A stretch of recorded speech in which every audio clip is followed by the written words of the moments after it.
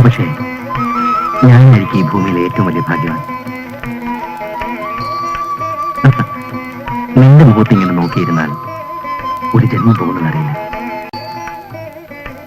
അല്ല, ഞാൻ മാത്രം ഇങ്ങനെ സംസാരിച്ചാൽ മതിയോ? ഒന്നും പറയാനില്ല ഉഷിക്ക്. ഞാൻ പറയുന്നതിനൊക്കെ ഇങ്ങനെ ചിരിച്ചുകൊണ്ടിരുന്നിട്ട് കാര്യമില്ല. എന്തെങ്കിലുമൊക്കെ പറയും. രവിയേട്ടൻ പറയുന്നതൊക്കെ കേൾക്കാനാ എനിക്ക് ഇഷ്ടം. ആവു, ആശ്വാസമായി. ഞാൻ വിചാരിച്ചു നാണം കൊണ്ട് നാം പനക്കില്ലെന്ന്. അല്ല, ഇങ്ങനെ സംസാരിച്ചോണ്ടിരുന്ന മതി. എനിക്ക് വേണ്ടി പാല് വെയിറ്റിംഗ്, നിനക്ക് വേണ്ടി ഞാൻ.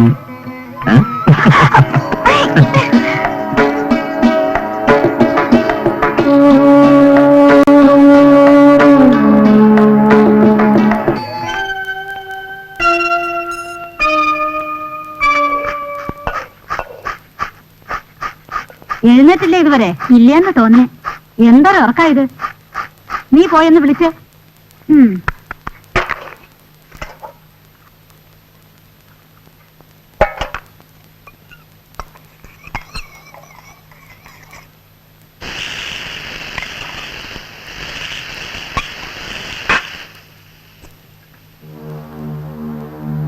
അമ്മ വിളിച്ചോ? എന്താ അത്? കിടക്കുന്ന നേരെ അടുക്കളയിലേക്കാ വരിക? ഉഷയുടെ വീട്ടിൽ ഇതാണ് പതിവ്. എന്റെ മക്കളായാൽ പോലും കുളിക്കാതെ അടുക്കളയിലേക്ക് വരാൻ ഞാൻ സമ്മതിക്കില്ല. അമ്മേ, ഞാൻ ഇനി ഈ വീട് നോക്കി നടത്തേണ്ടത് നിന്റെ ചുമതലയാ. വേഗം പോയി കുളിച്ചിട്ട് വാ.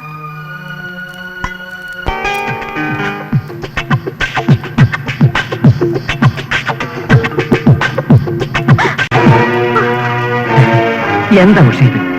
കഥ കടക്കാതെയാണോ കുളിക്കുന്നത്? ഒരു കാര്യത്തിൽ നീ തീരെ എന്റെ സ്ഥാനത്ത് വേറെ ആരെങ്കിലും ആയിരുന്നെങ്കിലും. സിഗരറ്റ് പോകുന്നുണ്ടോ? ഞാൻ നല്ലത് പറഞ്ഞു തന്നപ്പോ നീ എന്റെ മെക്കിട്ട് കയറുകയാണോ?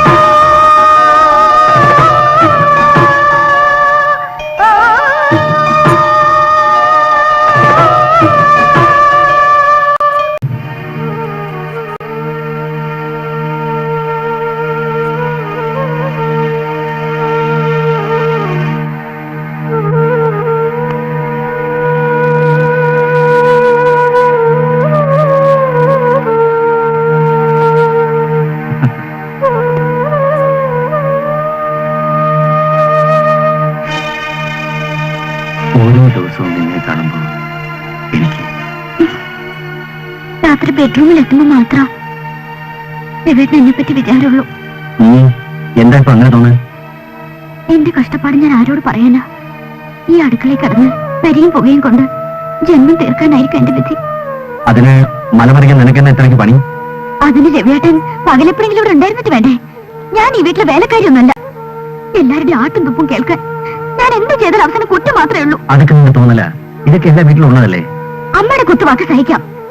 ചേച്ചിയുടെ ചില സമയത്തെ സ്വഭാവം കാണുമ്പോ രവിയേട്ടനെ ഓർത്തിട്ടാ ഇത്രയും കാലം ഞാൻ ക്ഷമിച്ചത്. അവരാരാ എന്നെ കയറി ഭരിക്കാൻ വരാൻ? പറഞ്ഞു നീ ഇവിടുത്തെ കൊച്ചമ്മയാവാനൊന്നും നോക്കണ്ട. എന്റെ ചേച്ചിയെ പറ്റി പറയുന്നത് ഓർക്കണം. പൊങ്ങച്ചൻ പറയാൻ എനിക്ക് അറിഞ്ഞൂടാഞ്ഞിട്ടൊന്നല്ല. ചേച്ചിക്ക് അവരുടെ വീട്ടിൽ പോയി താമസിച്ചൂടെ?